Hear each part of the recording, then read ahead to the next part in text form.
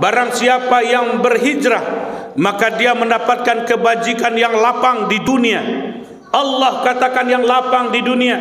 Sangat masuk akal kalau ada guru kita yang katakan, hei saudara-saudara, tak mungkin benih itu besar di semayam. Pindahkanlah dia ke tengah sawah, maka di tengah sawah dia akan membesar, dipupuk, dan dia akan berbuah. Dan itulah yang menjadi. Ketika kita lihat benih di semayam itu tidak kita pindahkan ke dalam sawah, maka dia tidak akan pernah menjadi padi, tidak akan pernah dia menghasilkan. Tapi andai kata kita pindahkan, maka dia akan berbuah dan akan mendapatkan hasil. Kita pun seperti ketika kita mengingatkan saudara kita untuk belajar kepada akhlak yang baik dan sempurna.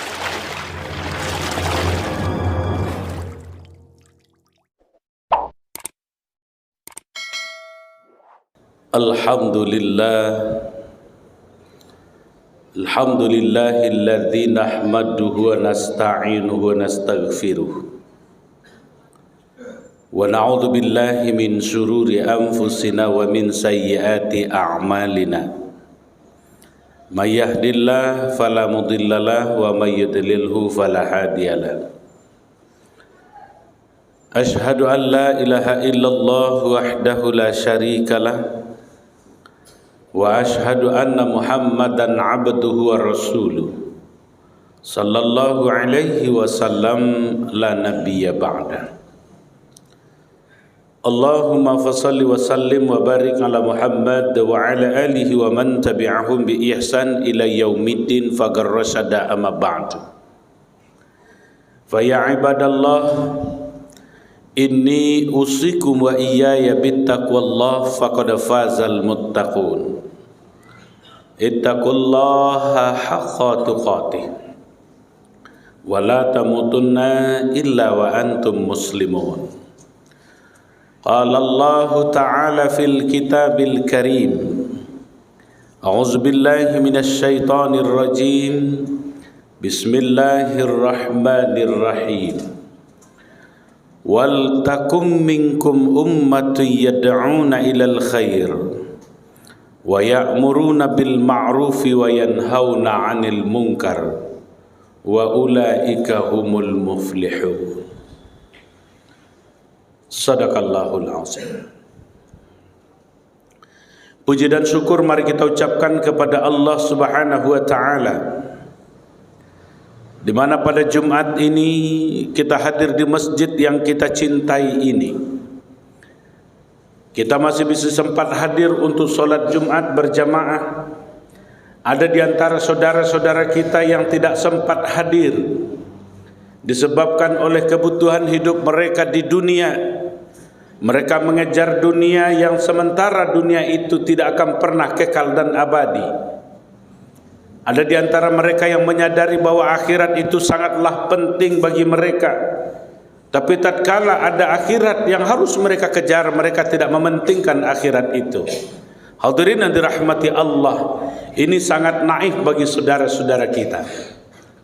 Ada di antara mereka yang punya kesempatan tapi tidak punya kekuatan. Ada di antara mereka yang punya kekuatan tapi tak punya kesempatan.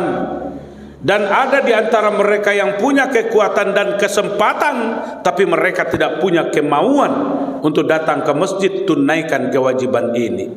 Manusia paling celaka adalah yang punya kemampuan, punya kekuatan dan punya kesempatan tapi tak punya kemauan untuk hadir di masjid. Ini yang paling rusak, ini yang paling tidak diterima oleh akal dan pikiran kita. Hadirin jemaah Jumat yang dirahmati Allah, Allahumma salli ala Muhammad wa ala ali Muhammad. Teruntuk yang mulia baginda Nabi besar Muhammad sallallahu alaihi wasallam. Ini kejadian setiap waktu yang sesungguhnya banyak orang katakan tak perlulah berselawat karena Rasul itu sudah diterima di dalam surga. Rasul itu sudah dijamin masuk surga. Kenapa kita harus bersalawat? Karena memang yang kita butuhkan bukan salawat, yang kita butuhkan nanti adalah limpahan rahmat dengan syafaatnya di hari akhirat nanti. Ketika pertolongan tidak ada lagi dari yang lain, Tak ada lagi manusia yang mampu menolong kita. Saudara kitakah mereka, adik kitakah mereka, orang tua kitakah mereka. Tidak akan ada lagi yang membantu kita di akhirat ketika 50-50. Saya hidup hari ini sendiri-sendiri di akhirat, mempertanggungjawabkan segala kehidupan yang pernah kita lakukan di dunia. Saat pertolongan sudah tidak ada lagi, maka ada syafaatnya baginda Rasulullah di hari akhirat nanti. Ini yang akan kita terima ketika menghadap Allah Subhanahu wa taala. Hadirin jemaah Jumat yang berbahagia, boleh kita sepakati bahwa sesungguhnya tak ada kebahagiaan hidup manusia dunia wal akhirah, suksesnya manusia dunia wal akhirah disebabkan oleh harta, pangkat dan jabatan, disebabkan oleh kekayaan yang mereka miliki, disebabkan oleh gagah dan gantengnya mereka. Tak ada itu yang mampu membuat seseorang bahagia kecuali manusia itu menjalankan agama dengan sempurna. Maka hari ini boleh kita katakan, ajaran agama yang mana yang sempurna yang diajarkan oleh baginda Rasul, yang diturunkan melalui beliau, melalui malaikat Jibril, disampaikan kepada para sahabat menyampaikan kepada para tabi'in menyampaikan kepada para ulama menyampaikan kepada umatnya. Inilah yang sampai kepada kita, efek dari pengaruh baginda Rasulullah sallallahu alaihi wasallam. Ajaran Islam yang sempurna adalah tatkala manusia itu tunaikan segala kewajiban, meninggalkan segala larangan yang disampaikan Allah. Tatkala kita berucap kalimat la ilaha illallah, ada sebuah komitmen yang kita bangun, yakni mendekatkan diri kepada Allah dengan agama yang kita anut, yakni Islam. Innad dina indallahil Islam. Tak ada lagi agama yang benar selain dari agama Islam yang kita anut hari ini.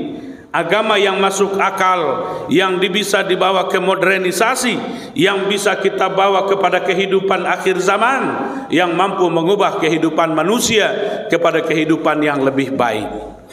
Ajaran yang sempurna ini yang diajarkan oleh baginda Rasul, yang ditunjukkan kepada umat, yang diajarkan kepada kita sehingga kita mampu untuk membawa ajaran ini kepada kehidupan yang lebih baik. Walaupun ada hari ini orang yang memandang Islam itu Islamfobia, penduduknya ragu dengan Islam, dibuat ragu dengan terorisme, dibuat ragu dengan sekularisme, tidak Pancasilais, tidak negarawan, tidak mencintai tanah air, disebabkan mereka Islamfobia yang membuat mereka jatuh dalam lubang-lubang yang tidak jelas, membuat umat Islam diputar balik otaknya yang disebabkan oleh orang tidak paham dengan ajaran agama itu sendiri. Barang siapa yang mampu memahami Islam itu dengan sempurna, maka dia akan terima dengan legowo, dengan hati lapang, apapun kondisinya, apapun kehidupannya. Inilah yang diajarkan oleh baginda Rasulullah sallallahu alaihi wasallam. Hadirin yang berbahagia, maka kalimah la ilaha illallah Muhammadur Rasulullah adalah kalimat komitmen manusia dengan Allah, komitmen manusia dengan Nabi Muhammad, komitmen manusia dengan Islam itu sendiri, mengakui bahwa Islam adalah agamanya, Al-Quran adalah kitabnya, dan sesungguhnya dia akan merubah kepada kebajikan. Ini yang membuat manusia berubah dengan baik. Yang pertama, yakin dengan kalimah la ilaha illallah. Tak ada lagi yang mampu merubah, tak ada lagi yang mampu memberi, tak ada lagi yang mampu membagi kecuali Allah Subhanahu wa taala. Tak ada lagi kemusyrikan, tak ada lagi menduakan Allah di dalam kehidupan, sehingga ini yang dinamakan dengan menjalankan ajaran agama yang sempurna.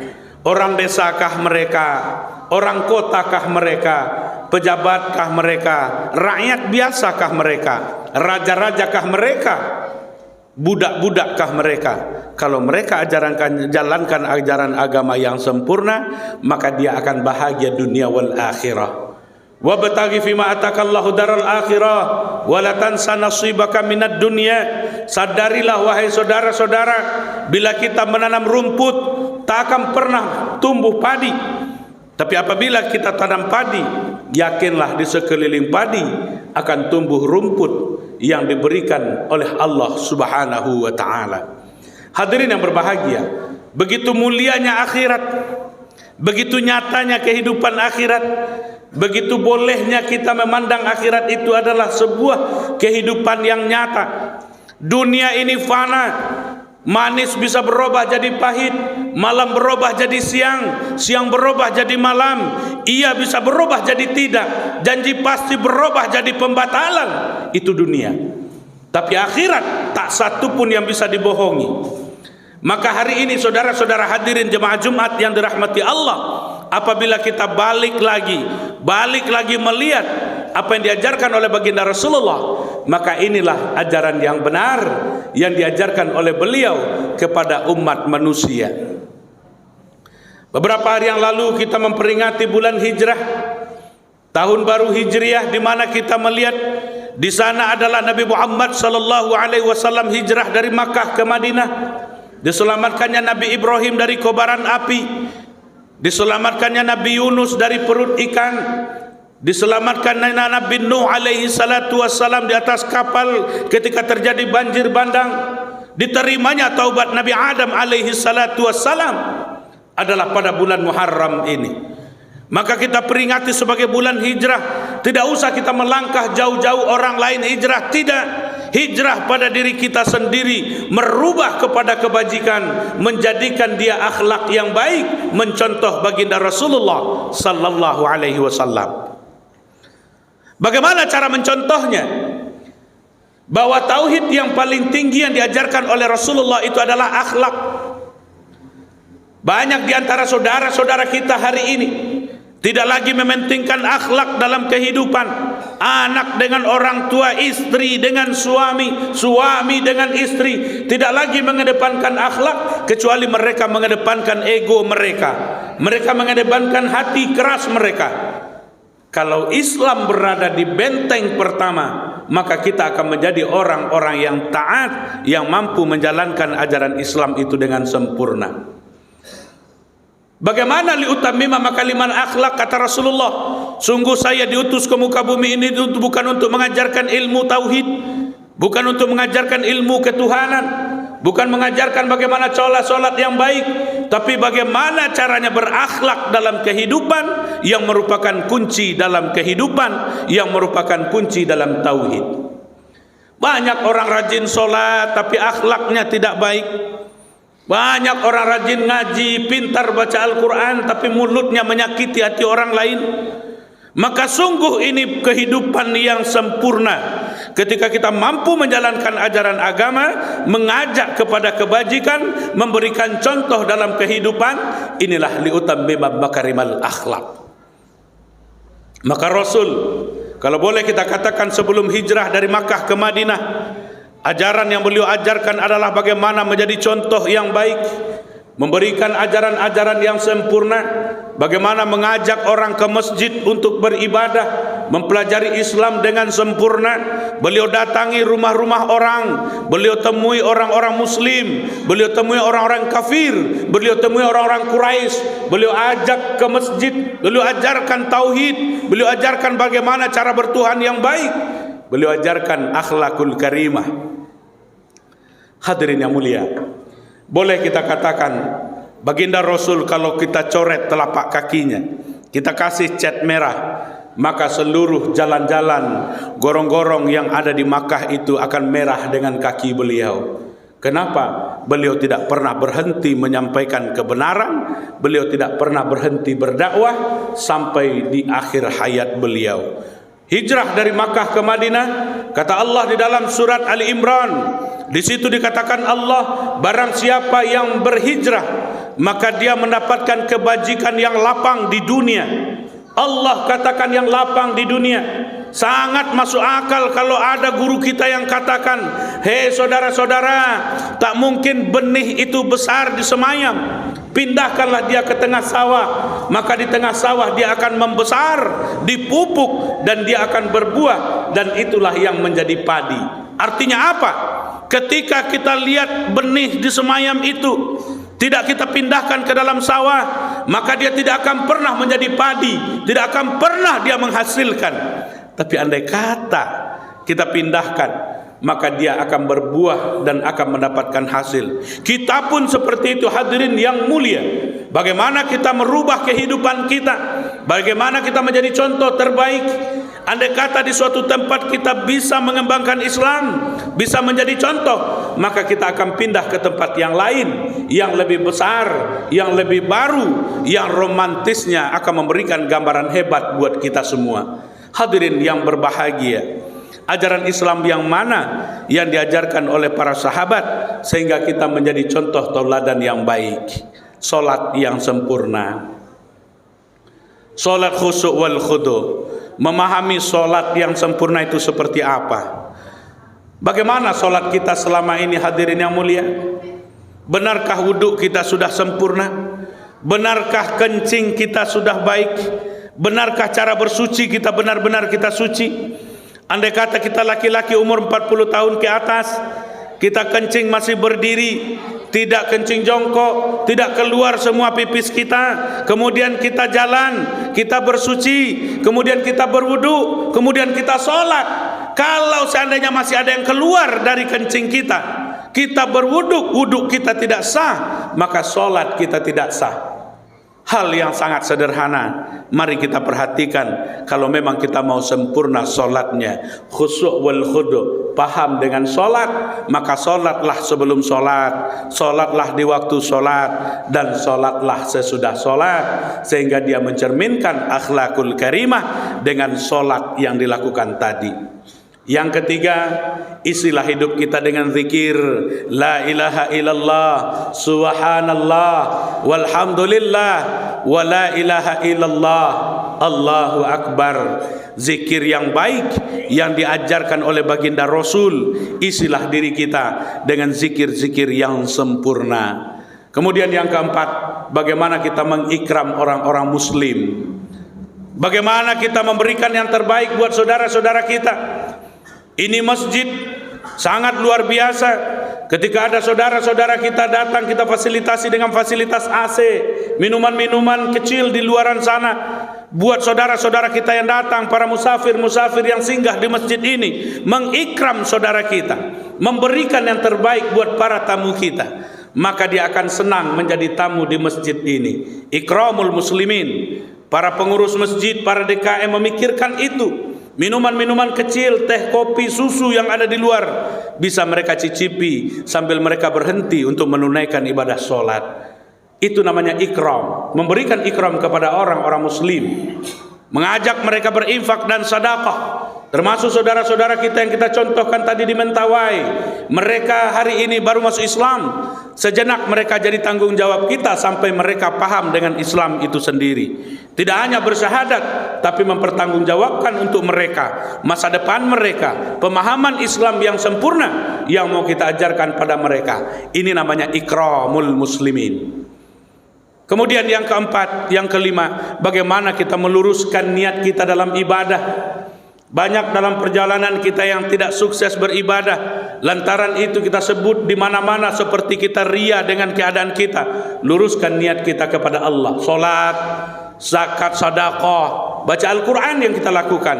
Maka ketika kita luruskan niat ikhlas kepada Allah, maka disitulah apa yang kita sampaikan diperjuangkan di hadapan Allah Subhanahu wa ta'ala. Kemudian yang terakhir, ketika Allah bertanya kepada manusia, apa yang sudah kamu lakukan semasa hidup? Salat ya Allah, itu untukmu. Zakat ya Allah, itu untukmu. Puasa ya Allah, itu untukmu. Yang untukku, kata Allah, dari seluruh ibadah yang kamu lakukan adalah mengunjungi saudaramu, mengajak saudaramu ke jalan kebajikan. Ingatkan saudaramu ketika mereka berlaku dosa. Ingatkan saudaramu ketika mereka berbuat dosa dalam kehidupan. Maka sesungguhnya amal-amal paling tinggi dalam kehidupan adalah ketika kita mengingatkan saudara kita untuk belajar kepada akhlak yang baik dan sempurna. Barakallahu li wa lakum fil Qur'anil azim wa nafa'ani wa iyyakum minal ayati wa dzikril hakim. Taqabbalallahu minna wa minkum tilawatahu innahu huwas samiul basir.